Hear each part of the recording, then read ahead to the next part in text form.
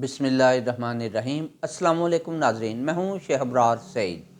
नाज़रीन, गुज़िश्ता 2-3 रोज़ से long term care takers के हवाले से बातें सुनने को मिल रही हैं। मुख्तलिफ़ मकातबे फ़िक्र टेलीविज़न स्क्रीनों पर नमूदार होकर इस हवाले से इज़हार ख़याल करते नज़र आ रहे हैं। इस हवाले से बैसियत तालिब इल्म मैं भी अपनी राय आपके सामने रखना चाहूँगा, क्योंकि मुहज़्ज़म माशरों में राय आमा डेवलप करने का यही एक बेहतरीन तरीका होता है कि हर बाशऊर शहरी अपनी राय अवाम के सामने रखे और अवाम आपस में बाहम गुफ्तो शुनीद रखें। इसी तरह एक मैच्योर राय उभर कर सामने आ जाती है। नाज़रीन, जहाँ तक टेक्नोक्रेट्स की हुकूमत का ताल्लुक़ है तो हमारे जैसे मुआशरों और रियासतों में और बिलखसूस मौजूदा हालात को पेश नज़र रखें तो ये ज़रूरी हो जाती हैं, क्योंकि जहाँ हमारी सियासी जमातें अपने अपने सियासी मफादात को मद्देनज़र रखते हुए अरसा दराज से अहम तरीन बुनियादी इश्यूज़ को एड्रेस नहीं कर पा रही, तो वहाँ एक ऐसी हुकूमत जिसको अवाम के सामने जवाबदेही का ख़तरा ना हो, डर ना हो, वो बोल्डली इस तरह के फ़ैसले कर सकती है। मसलन प्राइवेटाइजेशन, ये एक ऐसा इशू है जिसकी वजह से हमारे सालाना बजट पर बेशुमार बर्डन पड़ा हुआ है, बेशुमार अखराजात हो जाते हैं हमारे और वो किसी काम नहीं आते। वो हमारे बेशुमार सियासी कॉरपोरेशंस हैं, अदारे हैं जिन्हें वाइट एलिफेंट कहा जाता है, जो मईशत पर बोझ बने हुए हैं। अगर उन्हें प्राइवेटाइज़ कर दिया जाए तो वो उल्टा मईशत में कंट्रीब्यूटर की हैसियत इख्तियार कर सकते हैं, लेकिन हमारी सियासी हुकूमतें उन्हें प्राइवेटाइज़ नहीं कर पा रहीं। इसी तरह हमारा सस्ता और फौरी इंसाफ फ्राहम करने के हवाले से अदलिया के से मुतल्लिक़ चंद बुनियादी फ़ैसले हैं, चंद बुनियादी तरजीहात हैं जिन्हें इम्प्लीमेंट करना, उनके मुतल्लिक़ कानून साज़ी करना, लेकिन हमारी सियासी हुकूमतें ये नहीं कर पा रहीं। पुलिस और महकमा माल के हवाले से सूबाई हुकूमतें इस तरह के फ़ैसले नहीं कर पा रहीं कि इन्हें सही ट्रैक पे लाया जा सके और इनसे अवाम के दिलदर कम किए जा सकें। इसी तरह मुकामी हुकूमतों यानी बल्दियाती अदारों के हवाले से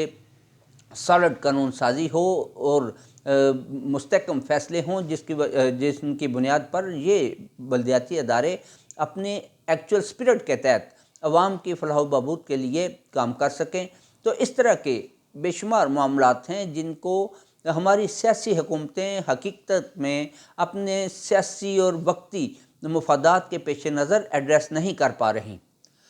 दूसरी तरफ एक और पॉइंट ऑफ व्यू भी है कि अरसा दराज से हमारे यहाँ ये सोच मैच्योर होती जा रही है कि हमारे यहाँ तो ऑलरेडी टेक्नोक्रेट्स की हुकूमत ही है, क्योंकि इक़्तिदार कभी भी मुतहिब सियासी हुकूमतों के हवाले किया ही नहीं जाता। अहम तरीन वजारतों पे और उनके नीचे अहम तरीन सीटों पे अफसरान जो हैं वो तो पहले से ही टेक्नोक्रेट्स और अपनी मर्ज़ी के रखे जाते हैं। लिहाजा हमारी रियासत में अगर कोई नई टेक्नोक्रेट मज़ीद नए लोग इंपोर्ट करके हमारे ऊपर बिठा भी दिए जाएंगे तो क्या फ़ायदा होगा अगर उन नए आने वाले ऑफिसर्स को और टेक्नोक्रेट्स को भी एक लगी बंदी हदायतनामे के तहत लिस्ट दे दी जाए और कहा जाए कि इसी के मुताबिक आपने काम करना है, तो तब्दीली कहाँ से आएगी। एक तीसरी राय ये है कि अगर तो ये नेक नियति के साथ टेक्नोक्रेट्स को बिठाया जा रहा हो तो फाबिया, और अगर ये किसी मखसूस सियासी कम्युनिटी को बेल आउट देने के लिए ये सोचा जा रहा है कि एक मखसूस टर्म के लिए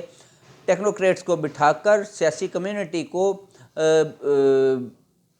सियासी तौर पर रिलीफ मुहैया किया जा सके और एक ऐसी सियासी फ़ज़ा हमवार की जा सके जिसमें कि तमाम सियासी जमातें बराबर हो जाएं, तो ये किसी तौर भी काबिल कबूल नहीं है। जो इस तरह की ये मिली जुली 2-3-4 आरा हैं इस हवाले से, और सबसे अहम तरीन राय ये है कि हमारे आइन में, चूँकि हम अपने आप को एक आइनी जमहूरी रियासत गर्दानते हैं, तो हमारे आइन में किसी तरह भी 3 माह से ज़्यादा किसी किस्म की केयर टेकर हुकूमत का कोई जवाज़ नहीं है, ना ही कोई गुंजाइश है। तो अगर हम अपने आप को जमहूरी और आइनी मुआशरा और रियासत ही कहलवाना चाहते हैं या मानते हैं, तो फिर یہ کسی صورت بھی پاسبل نہیں ہے کہ ہم اپنی مرضی سے آئین کو تہ و بالا کرتے ہوئے اپنی من مرضی کے چند افراد کو اپنی من مرضی کی مدت کے لیے پوری قوم پر مسلط کر دیں اور اسے آئینی اور جمہوری بھی قرار دیں۔ دوسری طرف وطن عزیز کی تمام تر سیاسی جماعتیں اور ان کے قائدین کو بھی ہوش کے ناخن لینے چاہیے کہ وہ آئے روز ٹیلی ویژن سکرینوں میں، جلسوں میں، جلوسوں میں یہ اپنے سیاسی حقوق کی بابت تو بات کرتے نظر آتے ہیں، سیاسی حقوق کی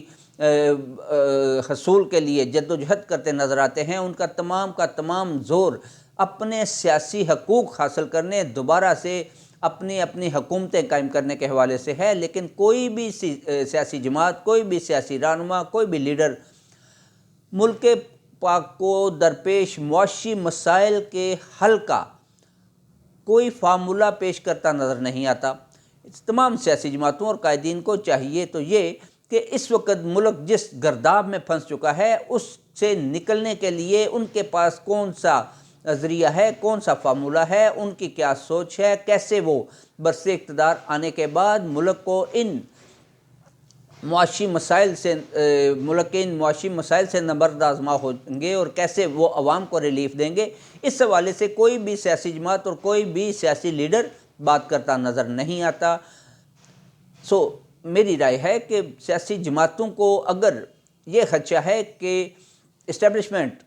کسی قسم کی کوئی ٹیکنوکریٹ حکومت ہم پہ مسلط نہ کر دے، ہمارا سیاسی راستے بند نہ کر دے، تو انہیں بھی چاہیے کہ وہ ملک کو موجودہ جو معاشی بحران ہے اس سے نکالنے کے لیے عملاً کوئی لایا عمل ترتیب دیں اور وہ عوام کے اور اسٹیبلشمنٹ کے سامنے پیش کریں۔ آخر میں ہمارے موجودہ وفاقی وزیر خزانہ جناب اسحاق ڈار صاحب نے کل اپنی ایک سٹیٹمنٹ میں کہا کہ پاکستان سے ڈالر، گندم اور یوریا سمگل ہو رہی ہے۔ حیرانگی کی بات ہے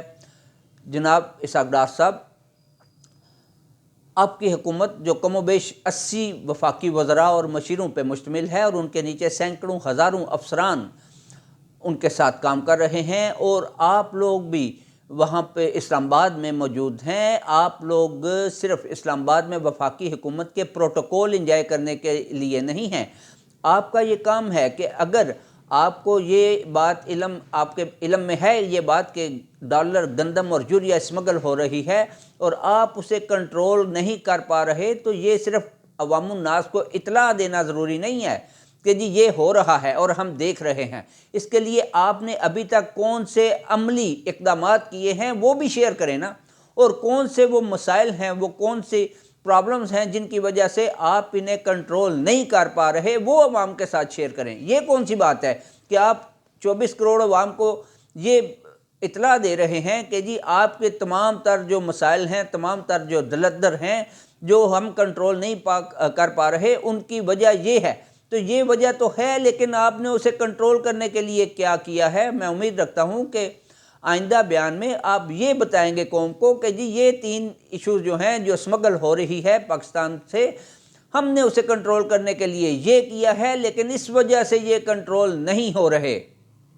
ناظرین، آپ بھی اس بات پہ غور کیجیے گا۔ اجازت دیجیے، اللہ حافظ۔